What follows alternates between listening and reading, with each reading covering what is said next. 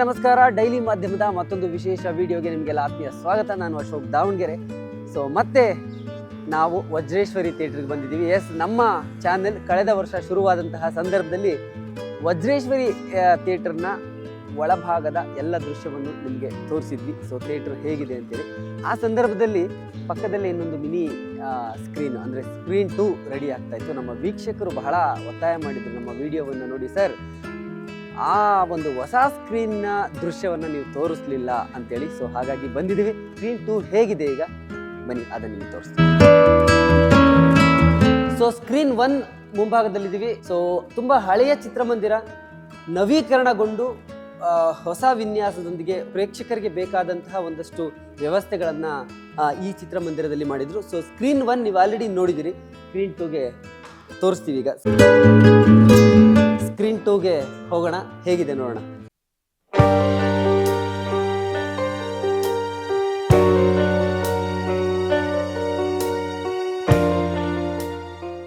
Okay, ವಜ್ರೇಶ್ವರಿಯ ಪ್ರಮುಖ ಚಿತ್ರಮಂದಿರ ಕೆಳಗಡೆ ಸ್ಕ್ರೀನ್ 1 ಸುಮಾರು 581 ಸೀಟ್ಗಳಿರುವಂತಹ ಚಿತ್ರಮಂದಿರ. ನವೀಕರಣ ಆಗಿತ್ತು, ಅಂದರೆ ಕಳೆದ ವರ್ಷವಷ್ಟೇ ನವೀಕರಣ ಆಗಿತ್ತು. ಕಳೆದ ಬಾರಿ ನಾವು ಬಂದಾಗ ಕನ್ಸ್ಟ್ರಕ್ಷನ್ ಆಗ್ತಾ ಇತ್ತು ಹೊಸದಾಗಿ. ಇದು ಕೂಡ ಮಿನಿ ಥಿಯೇಟ್ರ್. ಈಗ ಆಲ್ರೆಡಿ ನಮಗೆಲ್ಲ ಗೊತ್ತು, ಮಲ್ಟಿಪ್ಲೆಕ್ಸ್ ಬಂದ ಮೇಲೆ ಎಲ್ಲ ಈ ಚಿಕ್ಕ ಚಿತ್ರಮಂದಿರಗಳು 300-350 ಸೀಟಿಂಗ್ ಇರುವಂತಹ ವ್ಯವಸ್ಥೆ ಇರುತ್ತೆ, ಲಕ್ಸುರಿಯಸ್ ಆಗಿರುತ್ತೆ. ಅದೇ ಕಾನ್ಸೆಪ್ಟ್ನಲ್ಲಿ ಈ ಒಂದು ಸ್ಕ್ರೀನನ್ನು ಕೂಡ ರೆಡಿ ಮಾಡಿದ್ದಾರೆ. ಇದು ಕೂಡ ಮಿನಿ ಥಿಯೇಟರ್ ಆ್ಯಕ್ಚುಲಿ.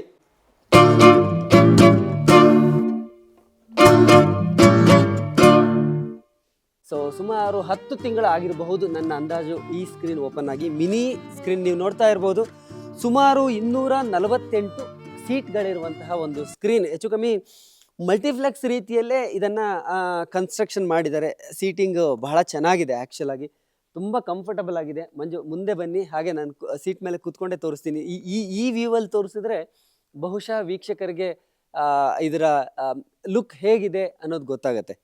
ನೀವು ನೋಡ್ಬೋದು, ಮಲ್ಟಿಪ್ಲೆಕ್ಸ್ಗಳಲ್ಲಿ ಸೀಟಿಂಗ್ ಏನಿರುತ್ತೆ ಅದೇ ರೀತಿಯಲ್ಲಿ ಒಂದು ಸೀಟಿಂಗ್ ಇದೆ. ತುಂಬ ಚೆನ್ನಾಗಿದೆ, ಆ್ಯಕ್ಚುಲಾಗಿ ತುಂಬ ಕಂಫರ್ಟಬಲ್ ಆಗಿದೆ. ನಮಗೆ ಸಿಂಗಲ್ ಸ್ಕ್ರೀನ್ಗಳಲ್ಲಿ ಸೀಟ್ಗಳು ತುಂಬ ಅನ್ಕಂಫರ್ಟಬಲ್ ಫೀಲ್ ಇರುತ್ತೆ. ಅದು ಮೊದಲೆಲ್ಲ ಆ ರೀತಿ ಇತ್ತು. ಈಗೆಲ್ಲ ಜನ ಸ್ವಲ್ಪ ಏನೋ ಕಂಫರ್ಟ್ ಫೀಲನ್ನು ಎಕ್ಸ್ಪೆಕ್ಟ್ ಮಾಡ್ತಾರೆ. ಒಂದು ಲಕ್ಸುರಿ ಫೀಲನ್ನು ಎಕ್ಸ್ಪೆಕ್ಟ್ ಮಾಡ್ತಾರೆ. ಸೀಟಿಂಗ್ ಕೂಡ ಅದೇ ರೀತಿ ಇರಬೇಕು ಅಂತ ಎಕ್ಸ್ಪೆಕ್ಟ್ ಮಾಡ್ತಾರೆ. ನೋಡಿ, ಇಲ್ಲಿ ಆಲ್ಮೋಸ್ಟ್ ಹೆಡ್ ಕವರ್ ಆಗುತ್ತೆ ಸೀಟು. ಆರಾಮ್ಸೆ ಕಂಫರ್ಟಬಲ್ ಆಗಿ ಕೂತ್ಕೊಂಡು ಸೀಟನ್ನು ಹಿಂದೆ ಪುಷ್ ಮಾಡಿಕೊಂಡು ಆರಾಮ್ಸೆ ನೋಡ್ಬೋದು. ಭಾಳ ಚೆನ್ನಾಗಿದೆ, ತುಂಬ ಫೀಲ್ ಚೆನ್ನಾಗಿದೆ ಆ್ಯಕ್ಚುಲಿ ಸೀಟ್ ಮೇಲೆ ಕೂತ್ಕೊಂಡ್ರೆ. ಹೊಸ ಸೀಟ್ ಆಗಿರೋದ್ರಿಂದ ಇನ್ನೂ ಚೆನ್ನಾಗಿದೆ, ತುಂಬ ವೆಲ್ ಮೇಂಟೈನ್ಡ್. ತುಂಬ ಚೆನ್ನಾಗಿ ಮೇಂಟೈನ್ ಮಾಡಿದ್ದಾರೆ ಅಂದರೆ ಇಲ್ಲಿವರೆಗೂ. ಯಾಕಂದರೆ ಇನ್ನೂ ಹೊಸ ಥಿಯೇಟ್ರು, ಬಟ್ ಸ್ಟಿಲ್ ಮೇಂಟೆನೆನ್ಸು ತುಂಬ ಚೆನ್ನಾಗಿದೆ. ಒಂದ್ಸಲ ಹಿಂಗೆ ಪ್ಯಾನ್ ಮಾಡಿ ತೋರಿಸಿ. ನೀವು ಮಲ್ಟಿಪ್ಲೆಕ್ಸ್ಗಳಲ್ಲಿ ಹೋಗುವಾಗ ಏನು ಎಕ್ಸ್ಪೆಕ್ಟ್ ಮಾಡ್ತೀವಿ, ಆ ಒಂದು ಲಕ್ಸುರಿ, ಆ ಒಂದು ಕಂಫರ್ಟು, ಅದನ್ನು ಮಾಡಿದ್ದಾರೆ. ಒಂದು ಒಳ್ಳೆ ಸ್ಕ್ರೀನು, ತುಂಬ ಚೆನ್ನಾಗಿದೆ.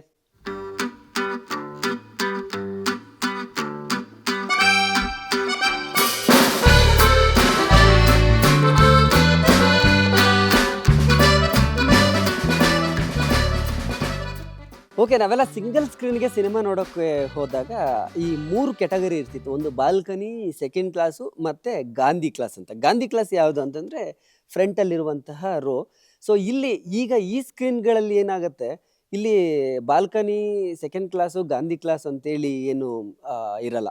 ಇಲ್ಲಿಂದ ಒಂದೇ ಇರುತ್ತೆ ಮಲ್ಟಿಪ್ಲೆಕ್ಸ್ಗಳಲ್ಲಿ ಇರೋ ರೀತಿಯಲ್ಲಿ. ಅಂದರೆ ಹಿಂದಿನ ಸೀಟಿಂದ ಫ್ರಂಟ್ವರೆಗೂ ಕೂಡ ಒಂದೇ ರೇಟಿಂಗ್ ಇರುತ್ತೆ.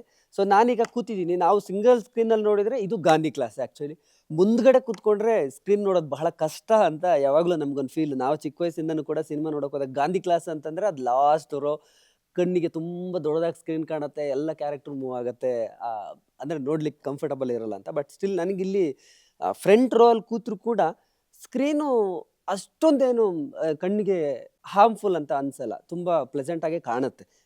ಯಾಕಂದರೆ ಸ್ಕ್ರೀನಿಗೂ ಮತ್ತು ಮುಂದೆ ಇರೋ ಸೀಟ್ಗೂ ಡಿಸ್ಟೆನ್ಸು ಜಾಸ್ತಿನೇ ಇದೆ. ನಾವು ಮಲ್ಟಿಪ್ಲೆಕ್ಸ್ಗಳಲ್ಲಿ ಮುಂದಿನ ಸೀಟಲ್ಲಿ ಕೂತ್ರು ಕೂಡ ನೋಡ್ಬೋದಲ್ಲ, ಅದೇ ರೀತಿಯಲ್ಲೇ ಇದೆ. ಹಾಗಾಗಿ ಸೀಟು ಕಂಫರ್ಟಬಲ್ ಆಗಿದೆ.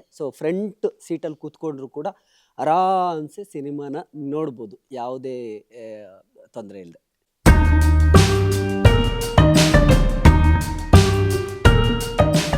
ಸೊ ನೋಡಿದ್ರಿ ಹೇಗಿದೆ ಅಂತ. ಸದ್ಯಕ್ಕೆ ಇಲ್ಲಿ ನಟ ದರ್ಶನ್ ಅವರು ಅಭಿನಯಿಸಿರುವಂತಹ ಡೆವಿಲ್ ಸಿನಿಮಾ ಪ್ರದರ್ಶನ ಕಾಣ್ತಾ ಇದೆ.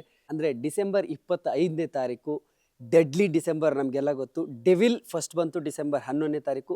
ಡಿಸೆಂಬರ್ 25ಕ್ಕೆ ಕಿಚ್ಚ ಸುದೀಪ್ ಅವರು ಅಭಿನಯಿಸಿರುವಂತಹ ಮಾರ್ಕ್ ಸಿನಿಮಾ ಬರುತ್ತೆ. ಅದೇ ದಿನ ನಮ್ಮ sandalwood king Shivaraj Kumar, real star Upendra ಅವರು ಮತ್ತು ರಾಜ್ ಬಿ ಶೆಟ್ಟಿ ಅವರು ಅಭಿನಯಿಸಿರುವಂತಹ 45 ಸಿನಿಮಾ ತೆರೆ ಕಾಣುತ್ತೆ. ಸೊ ಸ್ಕ್ರೀನ್ 1ನಲ್ಲಿ ಒಂದು ಸಿನಿಮಾ, ಈ ಸ್ಕ್ರೀನ್ 2ನಲ್ಲಿ ಒಂದು ಸಿನಿಮಾ ಇರುತ್ತೆ. ಎರಡು ದೊಡ್ಡ ಸಿನಿಮಾಗಳು ಇಲ್ಲಿ ಒಂದೇ ಪ್ರವೇಶದಲ್ಲಿ, ಅಂದರೆ ಪಕ್ಕದ ಸ್ಕ್ರೀನ್ಗಳಲ್ಲಿ ಇರುತ್ತೆ. ನಮ್ಮ ಈ ಥಿಯೇಟರ್ನ ಮ್ಯಾನೇಜರ್ ಆಗಿರುವಂತಹ ನರಸಿಂಹಮೂರ್ತಿ ಅವರು ಕಳೆದ ಬಾರಿ ಕೂಡ ಮಾತಾಡಿದ್ರು. ನಮಸ್ತೆ, ಹೇಗಿದ್ರಿ? ನಮಸ್ಕಾರ, ಚೆನ್ನಾಗಿದ್ದೀವಿ. ಸೊ ಕಳೆದ ಸಲ ಬಂದಾಗ ಇದು ರೆಡಿ ಆಗ್ತಾ ಇತ್ತು. ಸೊ ಹೇಗಿದೆ ಇದೆಲ್ಲ ಆದ್ಮೇಲೆ ರೆಸ್ಪಾನ್ಸ್ ಹೇಗೆ ಬರ್ತಿದೆ? ರೆಸ್ಪಾನ್ಸ್ ತುಂಬ ಚೆನ್ನಾಗಿದೆ. ಓಕೆ, ಆಡಿಯನ್ಸ್ ಎಲ್ಲ ಚೆನ್ನಾಗಿ ಎಂಜಾಯ್ ಮಾಡ್ತಾ ಇದ್ದಾರೆ. ಸೂಪರ್ ಆಗೈತೆ ಅನ್ಕೊಂಡು ಹೋಗ್ತಾ ಇದ್ದಾರೆ. ಸೊ ಎಷ್ಟು ಟೋಟಲ್ 248 ಸ್ಕ್ರೀನ್ಸ್ ಇದೆ, ಸೀಟ್ಸ್ 248. ಬಟ್ ಸೀಟ್ಸ್ ಎಲ್ಲ ತುಂಬ ಚೆನ್ನಾಗಿದೆ, ಒಂದು ಮಲ್ಟಿಪ್ಲೆಕ್ಸ್ ಸ್ಕ್ರೀನ್ ಥರನೇ ಇದೆ. ಆ ಥರ ಫೀಲ್ ಬರಬೇಕು ಅಂತಾನೆ ನಮ್ಮ ಯಜಮಾನ್ರುಗಳು ಸೇರಿ ಮಾಡಿ, ಎಷ್ಟು ಹೊರ್ಗಡೆ ಹೋಗಿ ಈಗ ಸಿಟಿ ಅಲ್ಲೆಲ್ಲ ಹೋಗಿ ಟ್ರಾಫಿಕಲ್ಲಿ ನೋಡೋದ್ಕಿಂತ ಮಾಲ್ ಥರನೇ ಇಲ್ಲೇ ನಮ್ಮ ಜನಕ್ಕೆ, ಇಲ್ಲಿ ಸುತ್ತಮುತ್ತ ಇರೋರು ಇಲ್ಲೇ ಮಾಡ್ಕೊಡೋಣ ಅಂದ್ಬಿಟ್ಟು ಈ ಥರ ಮಾಡಿಕೊಟ್ಟಿರೋದು. ಈಗ ಇಲ್ಲಿಂದ ಹೋಗ್ಬೇಕು ಅನ್ನೋ ಟ್ರಾಫಿಕ್ಕು ದೂರ, ಎಲ್ಲರೂ ಬಂದು ಟ್ರಾಫಿಕ್ ಇಲ್ಲ, ಇಲ್ಲಿ ಆರಾಮಾಗಿ ನೋಡಿಕೊಂಡು ಎಂಜಾಯ್ ಮಾಡ್ಕೊಂಡು ಹೋಗ್ಲಿ, ಜನಕ್ಕೆ ಮನೋರಂಜನೆ ಚೆನ್ನಾಗಿ ಸಿಗಲಿ ಅಂದ್ಬಿಟ್ಟು ಮಾಡಿಕೊಟ್ಟಿರೋದು. ಎರಡು ಸ್ಕ್ರೀನ್ ಇದೆಯಲ್ಲ, ಈಗ ಎರಡು ಸ್ಕ್ರೀನಿಗೂ ಜನ ಬರ್ತಿದಾರ? ಜನ ಬರ್ತಿದ್ದಾರೆ, ಚೆನ್ನಾಗಿದೆ, ಚೆನ್ನಾಗಿ ಬರ್ತಾ ಇದ್ದಾರೆ. ಸೊ ಈಗ ಡಿಸೆಂಬರ್ 11ಕ್ಕೆ ಸ್ಕ್ರೀನ್ 1ನಲ್ಲಿ ಡೆವಿಲ್ ಬಂದಿತ್ತಲ್ವಾ? ಎರಡು ಸ್ಕ್ರೀನು ಹಾಕಿದ್ವಿ. ಎರಡು ಸ್ಕ್ರೀನು ಹಾಕಿದ್ವಿ. ಎರಡರಲ್ಲೂ ಫುಲ್ ನಡೀತಾ ಇತ್ತು. ಎರಡರಲ್ಲೂ ನಡೀತಾ ಇತ್ತು. ಹೇಗಿತ್ತು ಕಲೆಕ್ಷನ್ ಚೆನ್ನಾಗಿತ್ತು. ಅದು ಮಂಡೆಯಿಂದ ಒಂದು 50-60% ಬಂದ್ಬಿಡ್ತು. ಫಸ್ಟ್ ವೀಕ್ ಚೆನ್ನಾಗಿತ್ತು. ಫಸ್ಟ್ ವೀಕ್ ಚೆನ್ನಾಗಿತ್ತು. ಅದೇ ಫಸ್ಟ್ ವೀಕಲ್ಲಿ ಮಂಡೆಯಿಂದ ಆಫ್ ಬಂತು.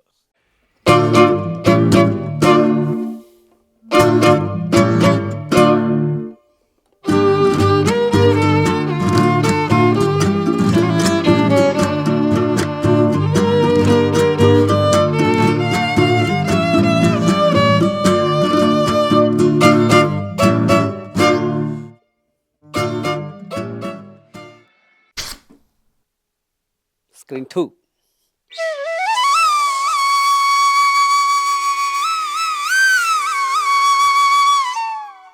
ಸಮಸ್ತ ಕನ್ನಡಿಗರಿಗೂ ನಮಸ್ಕಾರ.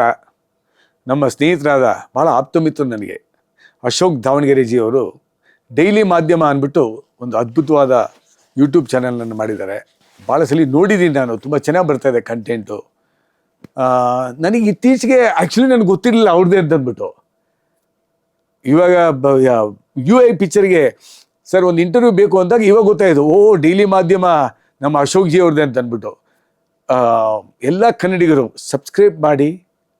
ಭಾಳ ಅದ್ಭುತವಾದ ಬರವಣಿಗೆ ಇರ್ತದೆ. ಅವರು ಪತ್ರಿಕಾ ಮಾಧ್ಯಮದಲ್ಲಿದ್ದಾಗಿದ್ದ ನನಗೆ ಪರಿಚಯ ಅವರು ಅಶೋಕ್ ಜಿ. ಸೊ ಅದ್ಭುತವಾಗಿರೋ ಕಂಟೆಂಟ್ ಕೊಡ್ತಾರೆ. ಸಬ್ಸ್ಕ್ರೈಬ್ ಮಾಡಿ ಈ ಚಾನಲನ್ನು, ನಮ್ಮ ಡೈಲಿ ಮಾಧ್ಯಮದ ಯೂಟ್ಯೂಬ್ ಚಾನಲನ್ನು ಬೆಳೆಸಿ ನಿಮ್ಮದೇ ಆದ ಕನ್ನಡಿಗರು. Thank you so much. ನಮಸ್ಕಾರ.